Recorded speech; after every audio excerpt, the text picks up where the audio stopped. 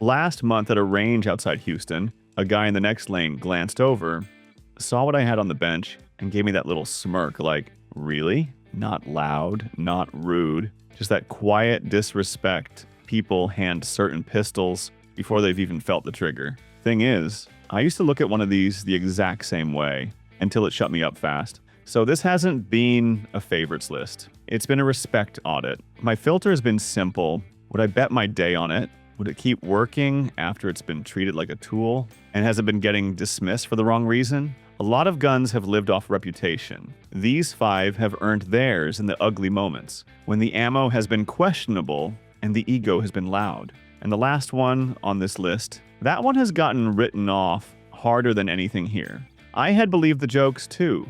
Then it kept passing my no excuses test and made the whole list feel backwards.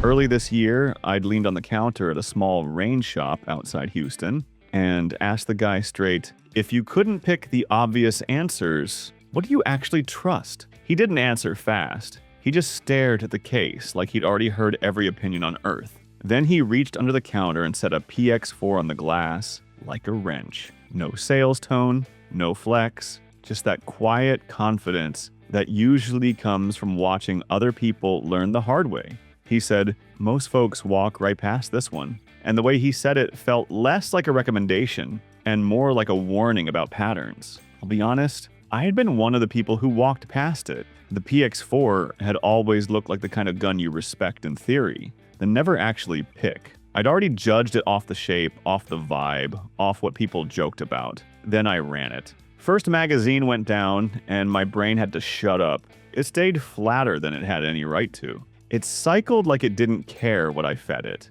It felt boring in the best way, like it didn't need attention to do its job. That was the moment this list got real for me, and the next gun hit my ego even harder for a completely different reason. Back in late summer, I'd kept hearing the same tone around the Security 9, like the verdict had already been stamped. Not hated, worse, dismissed, entry level, old news, said with that bored shrug like it wasn't even worth arguing about. And what still irritated me is I'd started repeating it like it was my opinion. Then I caught the real problem. Most of the people bearing it weren't talking from real use anymore. They were quoting a vibe, a memory of somebody else's memory. No rounds lately, no time on it, just recycled dismissal that sounded smart because it was common. So one hot afternoon outside Houston, I'd brought one out on a quick stop to run mixed ammo and knock out a few ugly drills before I headed back. No ceremony, just work, rushed reloads, sweaty hands, one-handed strings. I'd already had my told you so speech ready in my head, and it wouldn't give it to me. I couldn't even get the satisfaction of being right about it. It didn't feel fancy. It didn't beg for compliments. It just stayed steady while every lazy opinion I'd borrowed started sounding weak in my own head. See, some guns don't get buried because they're bad. They get buried because they're not trendy enough to argue about. And the next one, that one didn't get buried by boredom. It got buried by ego and noise, and I'd bought that lie too. I kept noticing something about the TP9SF that didn't sit right. And it wasn't the gun. It was the silence around it. No hype cycles. No, this is taking over talk. It just sat in the background. And usually that's where forgettable guns go to die. Except this one didn't. It just kept staying in people's hands. I quit listening to the internet and started listening to owners. Different tone. Nobody defending it. Nobody trying to win an argument. It sounded like the kind of confidence that shows up after you've put enough time in to stop caring what the headline gun is. On a quick stop at my buddy's land, we were dumping gear out of the truck, and I asked about his. He didn't even look up, just shrugged. Yeah, I kept it. That bothered me. Guns that don't matter get traded fast. This one wasn't getting worshipped, but it also wasn't getting replaced. It had that quiet, stubborn loyalty that feels almost suspicious. I'd heard that same shrug from 2 guys that month, and every time it landed like a warning. Average guns don't earn that. And I still haven't decided if that's because it's better than people admit, or Because most people don't know what they're holding. As soon as I said P226 X-Carry Legion at the benches, it was like somebody hit a buzzer. Heads turned, smirks. That little laugh people do when they think you've already lost. Legion tax, one guy said.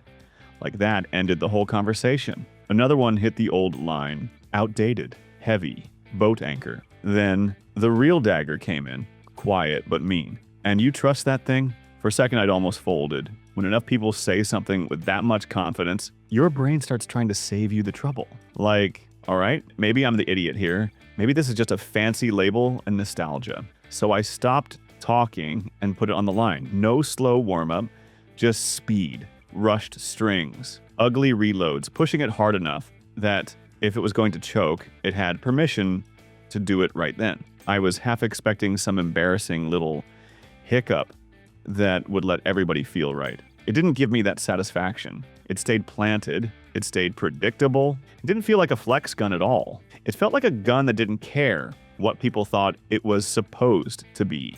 And that messed with me because the hate was louder than the truth. And the next one, that one doesn't get hate. It gets worshipped. And that's a different kind of problem. At the benches, a guy asked me the most normal question in the world. If you had to pick one, what would you trust? And I said Masada so fast, it didn't even feel like my decision. It came out like a reflex, like I'd memorized the answer. And that's what bothered me, not the gun. The way I'd started treating it like the easy sentence. Because when something becomes the easy sentence, you stop checking yourself. You stop asking why. You start handing out trust like it's free. So I shut my mouth for a second and replayed what I'd just done. I'd recommended a pistol to another man like it was a fact of nature, not a choice, like I couldn't be wrong. And that's exactly how people get comfortable right before they learn something the hard way. I ran it that day with no warm-up, no slow, let's see pace.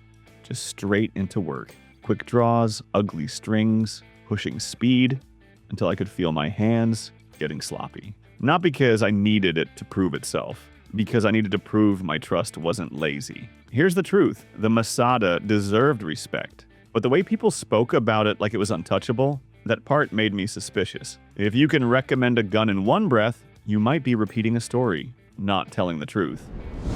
That's been the point. Respect hasn't come from hype or what a comment section has repeated. It has come from what has stayed upright when it's been dirty, rushed, and treated like it owed me something.